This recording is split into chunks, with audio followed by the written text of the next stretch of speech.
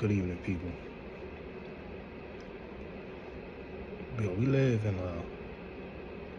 a cult-like state right now. It's like people go hard for shit outside of themselves, right? Like whatever they believe in. So it's like people follow certain individuals and they go and it's like, they get cult-like with it. For instance, LeBron fans. These are the only fans on earth that throw everybody else under the bus just to big them up, right? They go through, the only fan base I know that just because he's your favorite player or whatever, you just say, he's the greatest of all time because he's your favorite player. And I've countless numerous times I've said, like, okay, Kobe Bryant, Magic, those are my guys, man. Those are my favorite two players. But in football, John Elway, Lawrence Taylor, those are my favorite two players, right? But I'm never gonna sit here, right, and tell you that I think anybody's better than Michael Jordan after watching his career, watching Magic, Kobe, LeBron's career, Steph Curry, all these guys, right? Bird.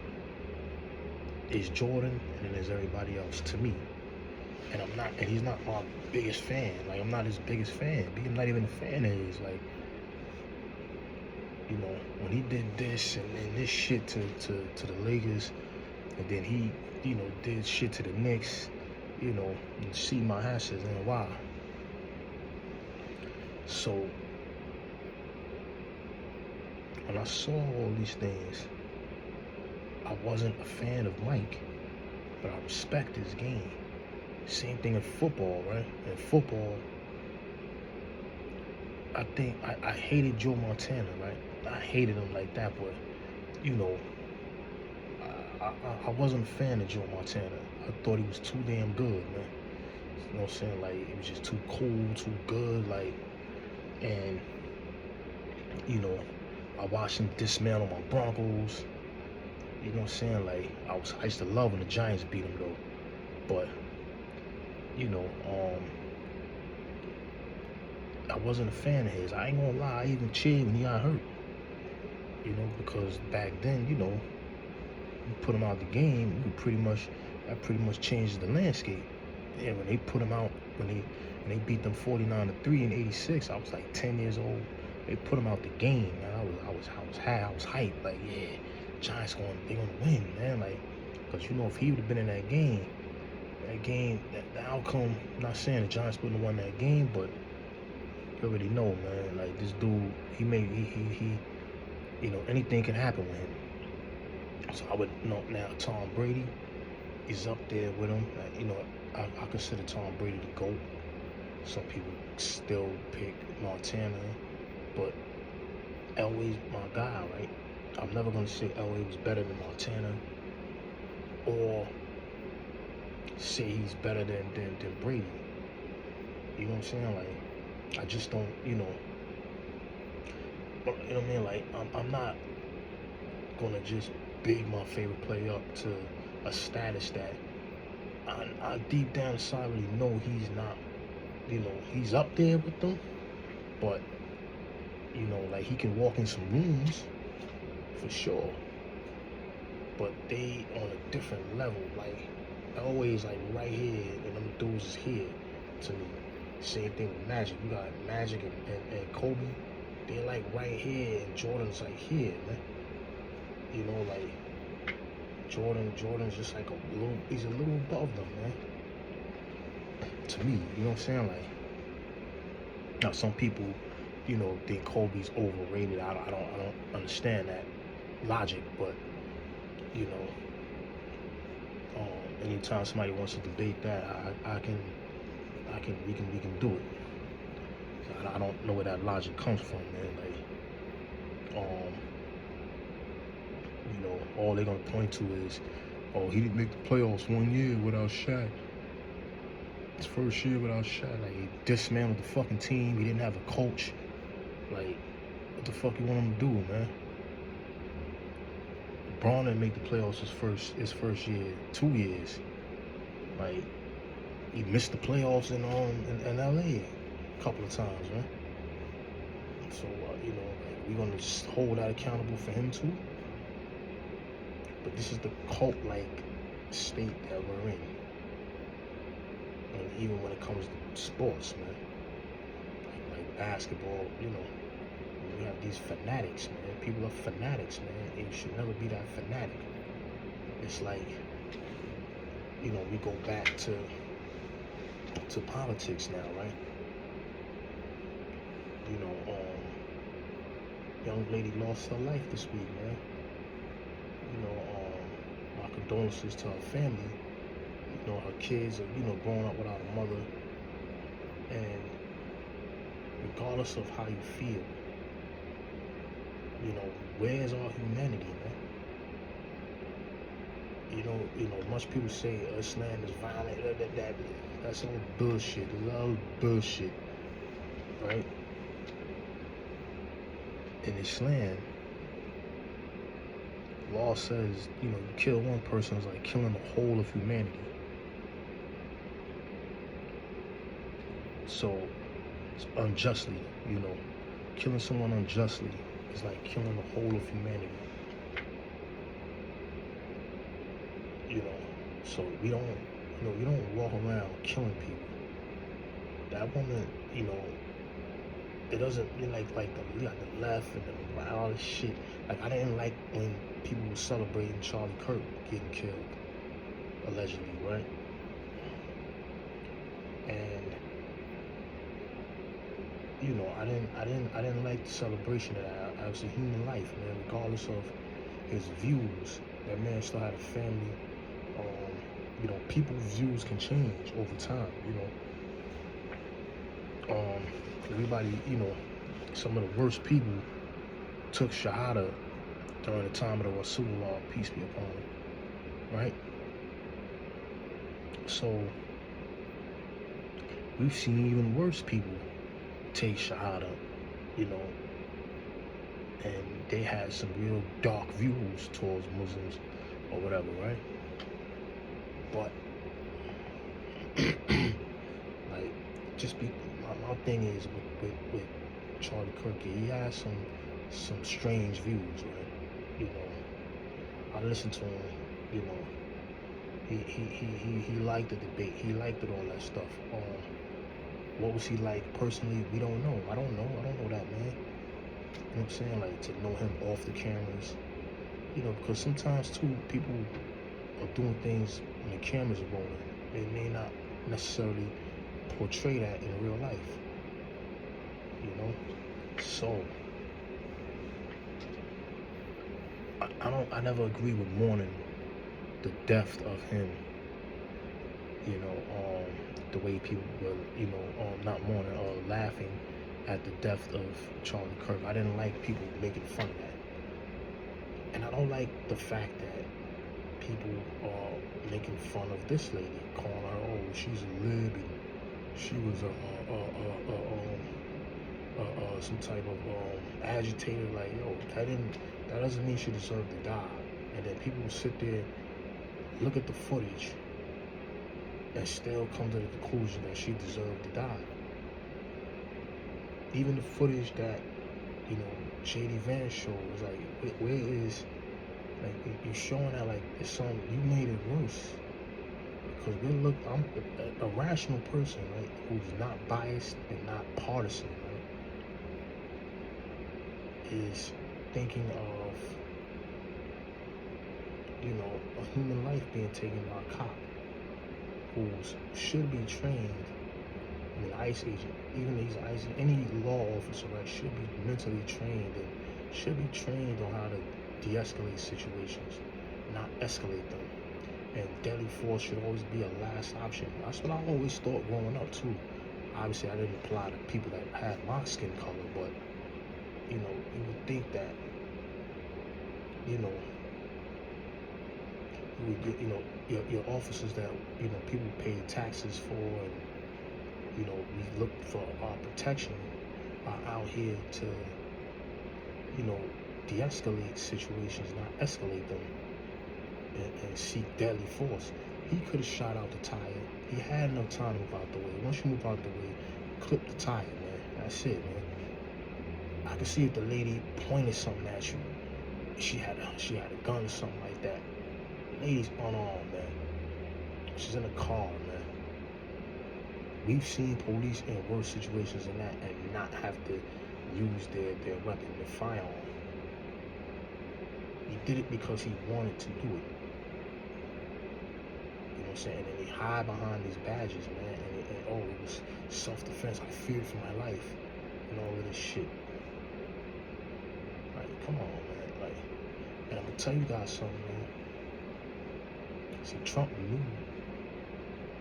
He got his base so down pat. He knew that, and he even told you guys, no matter what I do, you guys are going to continue to follow me, because he knew that this country is cult-like. And he knew this, particularly the far-right people. There's no more cult-like people than that. And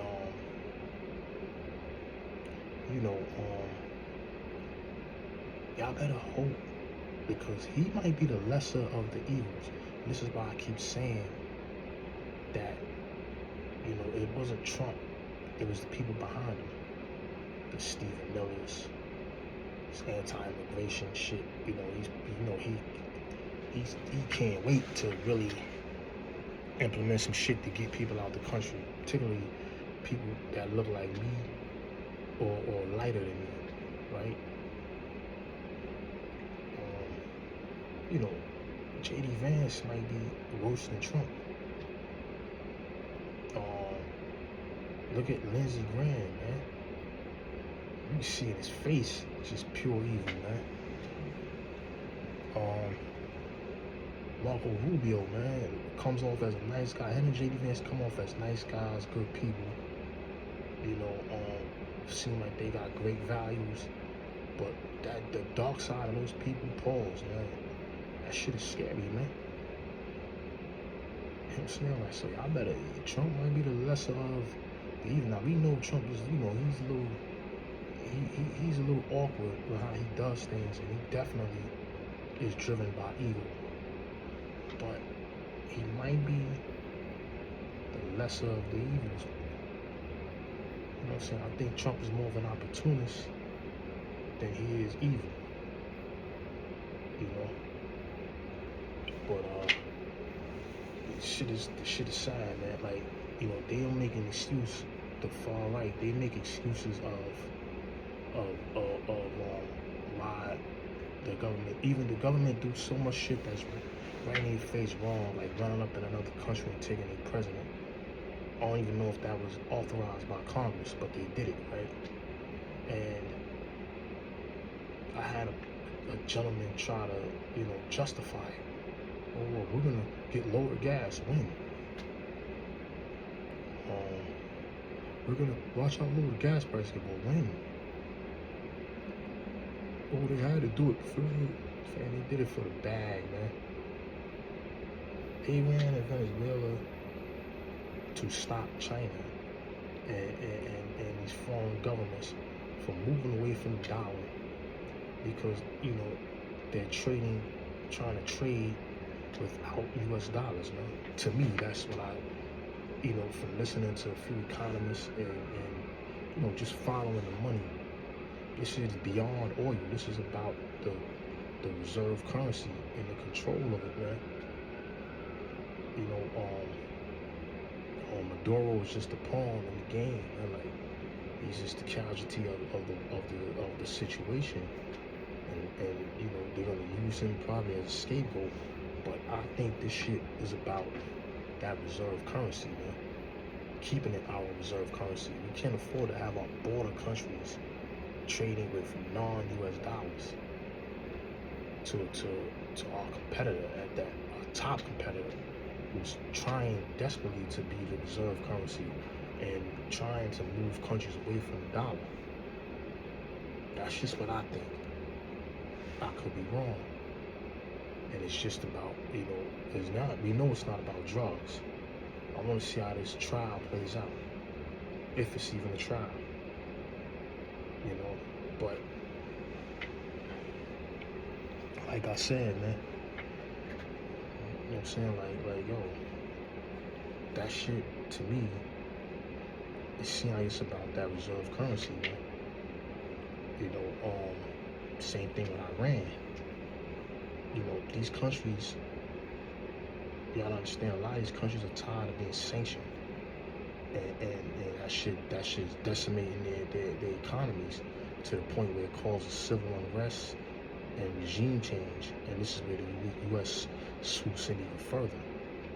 So now they can start, implementing their puppets in these countries, man. And all it does is cause turmoil, because now the interests don't become about their country no more. It's about other countries. So that's what, I'm saying. So I think when you look at, a lot of people say, when you look at Gaddafi, he was trying to get away from the dollar. He was doing things to try to unite Africa. They can't have that. Nah, we can't have that. We see them trying to run up in Nigeria. I think that's a smokescreen to backdoor their way into Africa so that they can get rid of this Burkina Faso brother, Traoré, whatever his name is. Who's trying to unite the brothers over there. Because they know if they lose control of that region and control of those resources, and they are not in control of it and pricing it and profiting off of it, the economy, our economy is probably going to start tanking. Because our economy is now, right now with our economy, we're going to have to learn how to be a little bit more self-sufficient in order for us to survive. But we're so divided as people because of this partisan shit. I'm red and I'm blue team red, and these niggas is bleeding red, like they far right. And then you got the libs on the other side. It's no common ground. Like when you sit there and you watch a video of a man getting his shot through his neck or wherever he allegedly got shot, right? And you can't find the humanity to be like, damn, that shit happened. His kids may see that shit online, like, damn, that's a tragedy, regardless of what he may have said. He didn't harm anybody. You know what I'm saying? Like, he didn't deserve that. And then for people to sit there and look at that video and come to different conclusions, that officer's life was not in danger, man. Cut it the fuck out, man. She had been hostile with him. I don't know. We don't know what led up to what was going on. We need more footage. But even if she was arguing with that man, you had enough time to get out the way. And there was enough officers there. Y'all could have shot the tire out and just arrested the lady. Like I said, I could see if she pointed something in his direction, like, yo, look, and you feared for your life, and then she spun off real quick. I can understand that. But for her to just driving off, so even if she did barely hit you or whatever, it wasn't justified shooting her 3 times in the head, man. Those are kill shots, man. And people celebrating this shit just because they're on the right. Well, she should have been an agitator, or he tried to. Like, fam, you can't justify that shit, man. But where is your humanity? Even if you feel like she's an agitator, she didn't deserve to get hit 3 times in the face, man. Her kids can't even fucking open her casket properly, man. Like, come on, man. This lady had to, even if she was a LGBT community or whatever, and you don't have to agree with it, she still was a human being. You know what I'm saying? She's a human being, man.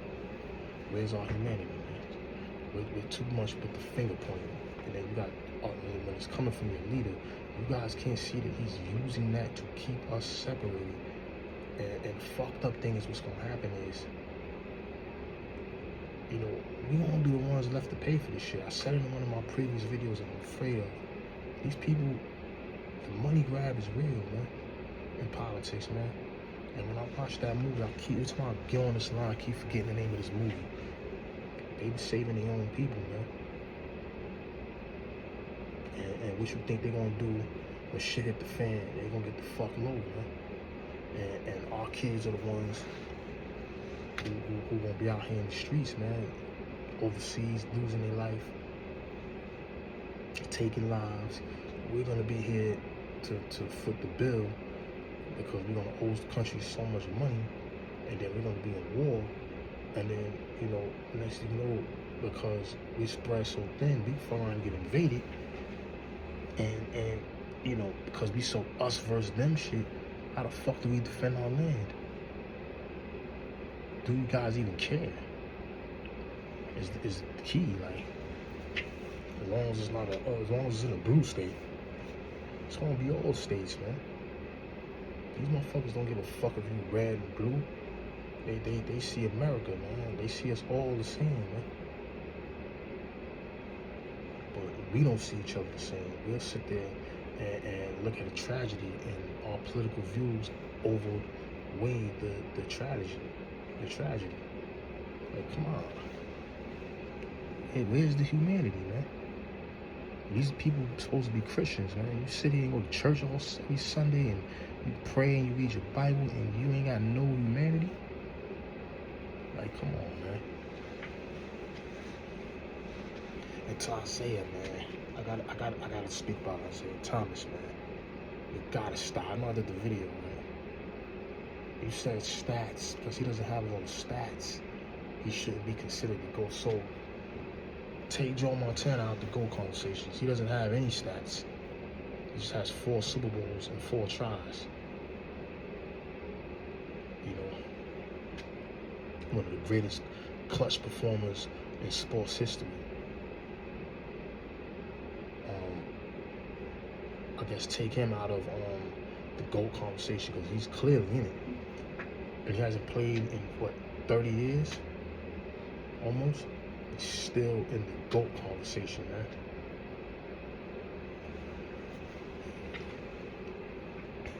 But let's take him out because he doesn't have the stats. You know, that makes no sense at all, man. So, somebody got shot on the block, Longwood, man. So, you're saying that Drew Brees is better than Joe Montana? That's pretty much what you're saying, because Drew Brees has more stats than Joe Montana. Is he better than Joe Montana? You fucking serious? Do you need to be drug tested, man? Like, do we need to check your BAL? Are you high and numb? Like, what's going on, man? Is your brain on ice? Like, come on, man. Like, that stat, and then this man's stats is longevity stats, man. It's longevity stats, man. I could see if those stats that LeBron had, Jordan had majority of those stats in 15 years, and he took 2 years off, or a year and a half off to play on baseball, man. And then he retired and then came back just to play. You know what I'm saying? A couple of years. And played hurt at 39, 38, 39, 40. And still was giving niggas 22, 23 a game. After coming back, you know how hard it is to retire and then come back and still be the same and be even better than retire, come back at a late age and still be effective? Now, you put a good team around him, they might have done something. But he playing with a rebuilding unit, and, you know, the first year he had them playing, he had them balling. You know what I'm saying? Until injuries started happening. You know what I'm saying? The second year it was depleted. You know what I'm saying? Like, just, I mean, like, he didn't get it done. He didn't get him to the playoffs. But that was a 40-year-old Jordan trying to lead a team. I would love to see if Luka wasn't there. And I told y'all Austin Reeves. I don't think Austin Reeves was hurt. I think they did Austin Reeves dirty, man. They made him sit out, and I think that Austin Reeves he got burned, man. And they're gonna fuck his contract up, man. Because of this fucking guy, man, coming back, taking half the shots and all that. Come on, man. Yeah, man, Lakers organization, man. If you're really about winning, I know it's hard. I'm not in y'all shoes, and I don't have that type of money, but man, y'all need to just sit him down and just take the L, man. And just see what your team got, man. But yeah, man. Drew Brees has more stats than Montana. Are we gonna say he's better than Montana? Are you gonna say that let's think about somebody else. Is Matthew Stafford better than Joe Montana? Because he has all the stats. Like, come on, man. Omitting the fact that about everything else, dominating the game and all that shit. Who was LeBron dominating when he had his run? The East? Like, what was the legends coming out of the East that he was beating on, like dominating? You know, Mike had to go through Isaiah. Too much time. He had to go through Isaiah, no. He had to go through the Knicks. He had to go through Shaq, Penny, Mourning and them brothers. And he had to go through Reggie Miller and them dudes. And he was going through those dudes really at the same time, man. Come on, man. Then when he got to the finals, you had to go up against teams like the Trailblazers with Terry Porter, Clyde Drexler, Kevin Duckworth, and all those dudes bruising you in the paint. Then he had to go up against Magic. He had to go up against Karl Malone and the Utah Jazz twice. He had to go up against the Seattle Supersonics. And he had to go up against the Phoenix Suns. Like, the majority of those teams won 60 games. And Mike sent them home within 7. You know, like, but I already, like I said, man, you said it because it's based on stats, right? Now, I got a question. And Stephen A. has said this years ago, and I, got on this topic in one of my own shows before, but I'll say it again. You know, he says that they asked him who's better, Larry Bird or LeBron. He said, I'll take LeBron the first 3.5 quarters, but the last 5 minutes, I want Bird out there. So, when you playing the game, right, and it's crunch time, who you give the ball to in any sport, right? I believe you give the ball to your best player. The best player gets the ball when it's crunch time. So, Stephen A. is pretty much telling you who's better, but he's trying to, keep his relationship with LeBron. But fam, if I'm giving Larry Bird the ball 5 minutes to go, you think Larry Bird just standing around all game, waiting until the fourth quarter to light it up? Larry Bird dropped 60 on it was a 56 or 60 on Dominique and the Atlanta Hawks, man, to get them out of Game 7, man. And that was a very good Hawk team. What the fuck is wrong with you, man? Like, but you get a ball to your best player when it's crunch time. So he's telling us, hey, Larry Bird is really better than him. But he can't really say that because we're on national TV.